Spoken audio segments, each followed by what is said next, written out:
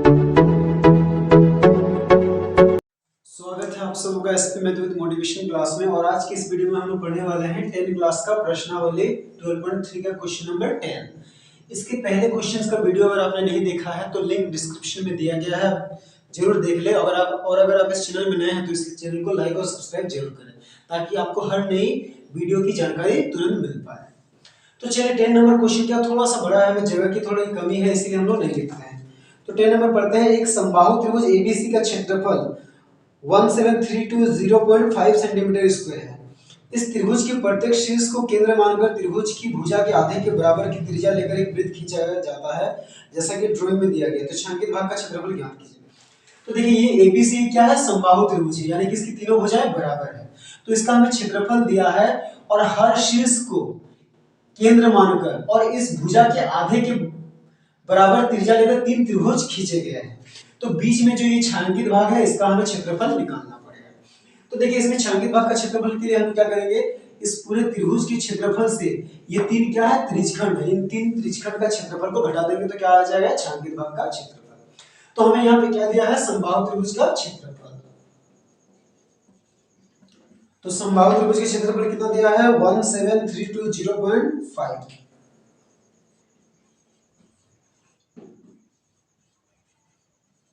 ठीक है। और यहाँ पे बोला गया पाई का मान 3.14 लेना है, √3 की जगह क्या लेना है, 1.73205। तो देखिए हम लोग जानते हैं चूंकि समबाहु त्रिभुज का क्षेत्रफल का क्या सूत्र होता है, तो समबाहु त्रिभुज के क्षेत्रफल का सूत्र होता है √3/4 गुना भुजा स्क्वायर। ठीक है। तो समबाहु त्रिभुज के क्षेत्रफल की जगह क्या लिखना है, 17320.5 बराबर √3 की जगह क्या लिखना है, √3 का मान बोला है 1.73 लेना है। ठीक है, नहीं √3 की जगह लिखना है 1.73205 बट्टा 4 गुना क्या हो जाएगा, भुजा स्क्वायर। अब क्रॉस मल्टीप्लाई करेंगे, इसके नीचे कुछ है तो एक देंगे, एक को ये दोनों से गुना करेंगे तो क्या आएगा, 1.73205 गुना भुजा स्क्वायर बराबर क्या हो जाएगा, इसको 4 से गुना करना है, 17320.5 गुना 4। अब देखिए भुजा स्क्वायर के साथ गुना में उधर जाए तो भागा में, तो भुजा स्क्वायर बराबर क्या बचेगा, 17320.5 गुना 4 बट्टा 1.732005। ठीक है। अब देखिए ये पॉइंट को जैसे हटाएंगे नीचे एक आएगा। ठीक है, पॉइंट के बाद एक संख्या तो एक जीरो। अब ये पॉइंट को जैसे हटाएंगे ऊपर एक आएगा और पॉइंट के बाद कितना संख्या, 1 2 3 4 5, तो यहाँ पे हम लोग 5 जीरो देते हैं, 1 2 4 5। ठीक है। अब देखिए ये जीरो और ये जीरो कट गया और ये देखिए ये और ये क्या है, सेम नंबर है तो ये कट जाएगा, तो इतना एकम इतना और इतना एकम इतना। ठीक है। तो भुजा स्क्वायर बराबर क्या बचा, 4 गुना 10,000। तो भुजा बराबर क्या हो जाएगा, स्क्वायर को बराबर के उधर ले जाने से क्या बन जाता है, रूट बन जाता है, तो √4 गुना 10,000। ठीक है। तो इसको तोड़ते हैं, रूट से बाहर कैसे निकालेंगे, 4 को क्या लिखेंगे, 2 गुना 2, और देखिए 10,000 है ना, उसको हम लिख सकते हैं 100 गुना 100 या 10 गुना 10, 4 बार लिख सकते हैं, तो हम 100 गुना 100 लिखते हैं। ये दोनों से एक बाहर आएगा, दोनों से एक बाहर आएगा, तो 2 गुना 100 यानी कि 200। तो ये 200 सेंटीमीटर क्या आया, समबाहु त्रिभुज की भुजा। तो समबाहु त्रिभुज का जो भुजा है वो क्या होगा, इस वृत्तखंड का क्या हो जाएगा, व्यास। तो वृत्तखंड का त्रिज्या के लिए क्या करेंगे, इस भुजा को 2 से भाग करेंगे, तो लिखते हैं वृत्तखंड। तो वृत्तखंड की त्रिज्या कितना हो जाएगा, 200/2 यानी कि 100 सेंटीमीटर।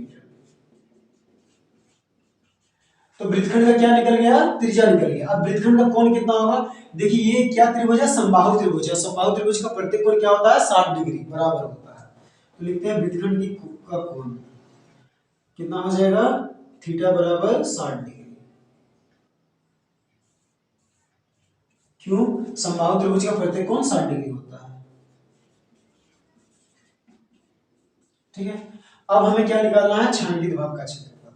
तो देखिए छायांकित भाग का क्षेत्रफल के लिए हमें क्या करना पड़ेगा, समबाहु त्रिभुज के क्षेत्रफल से तीन त्रिज्यखंड का क्षेत्रफल को घटाना पड़ेगा। तो देखिए लिखते हैं छायांकित भाग का क्षेत्रफल।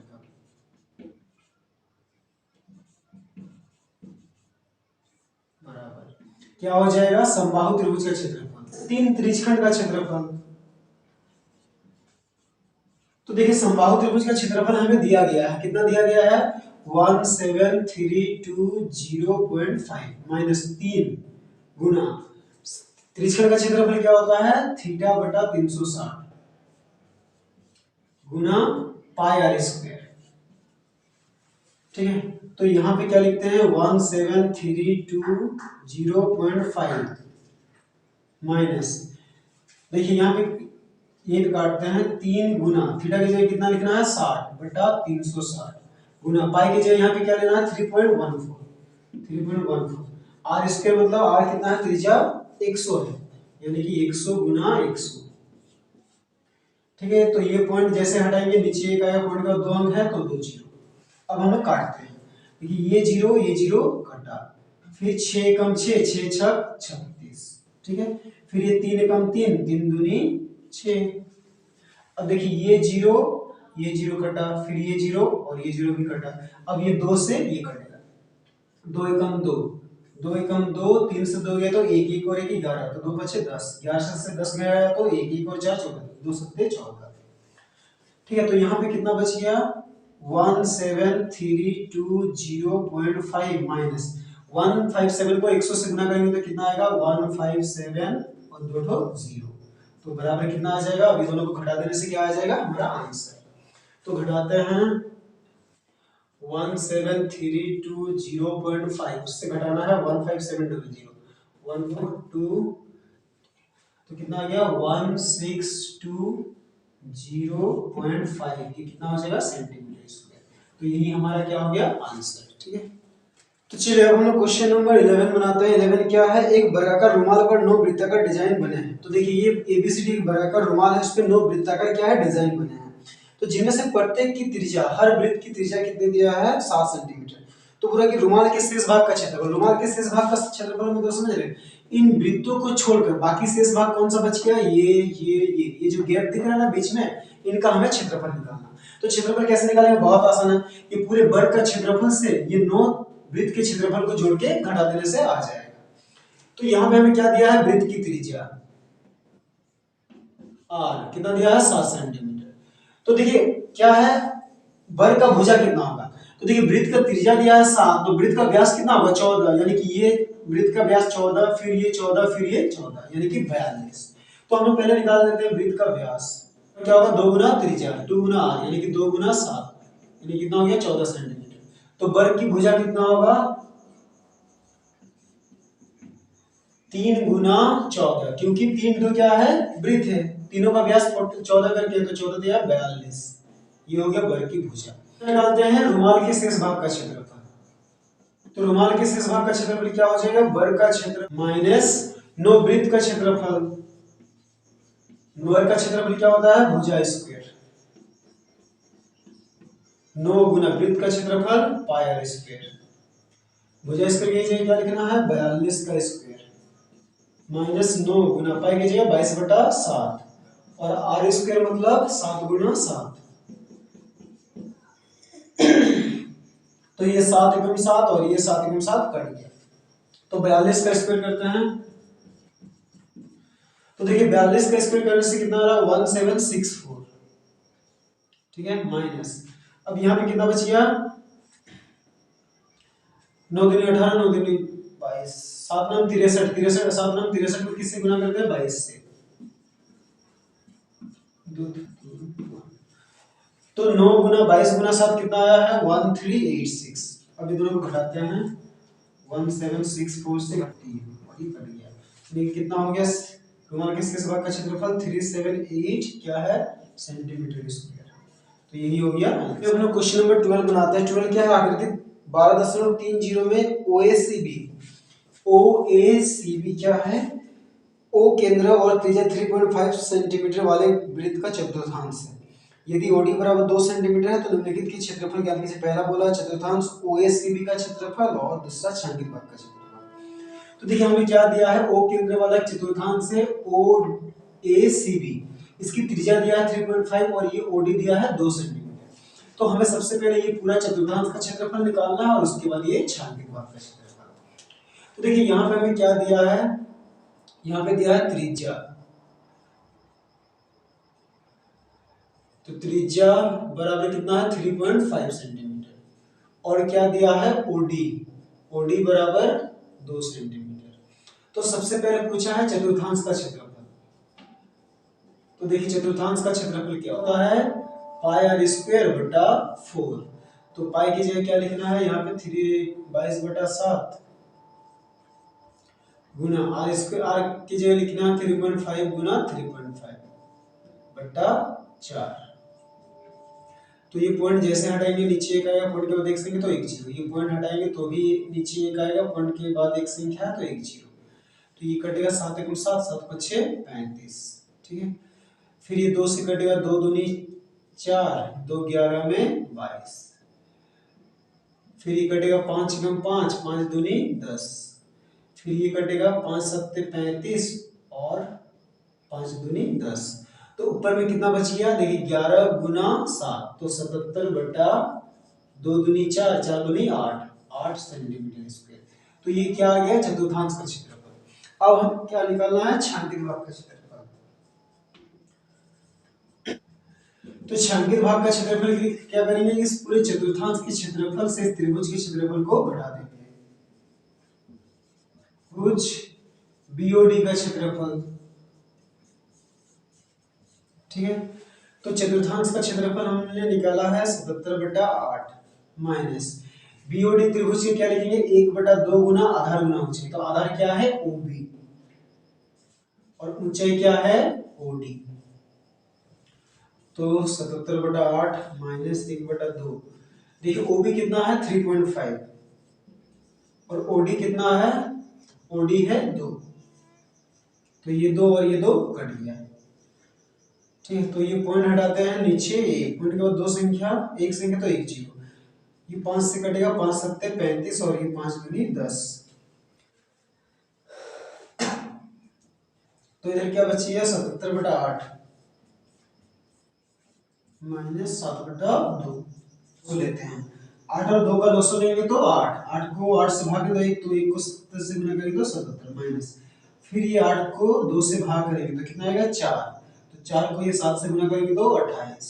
तो 77 से आप 28 घटा जाते हैं, 17 से 8 गया तो 9, फिर यहाँ पे 6, 6 से 4 गया 3, 6 से 2 गया तो 4, तो 49/8 सेंटीमीटर स्क्वायर।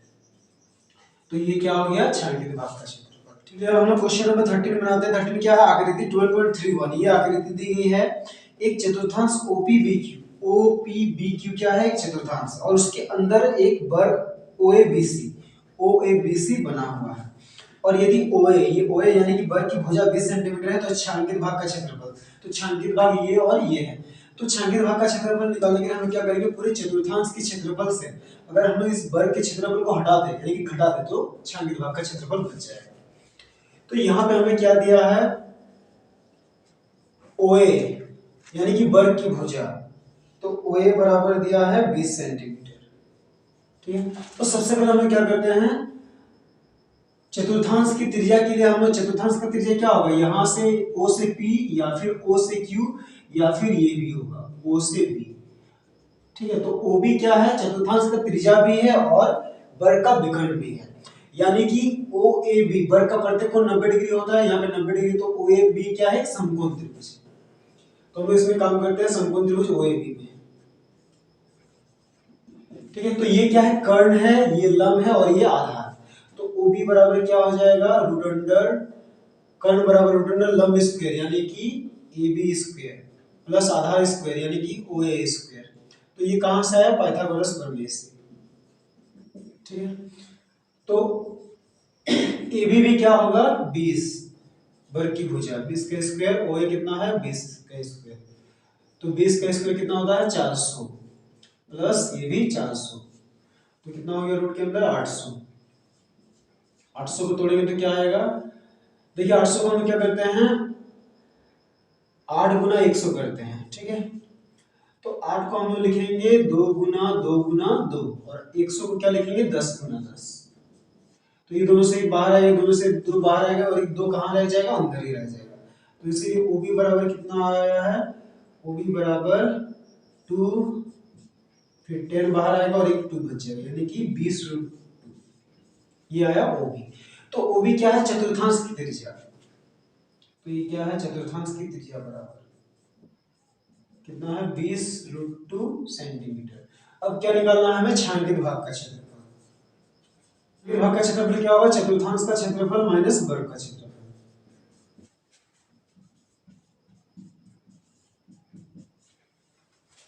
तो चतुर्थांश का क्षेत्रफल क्या होता है?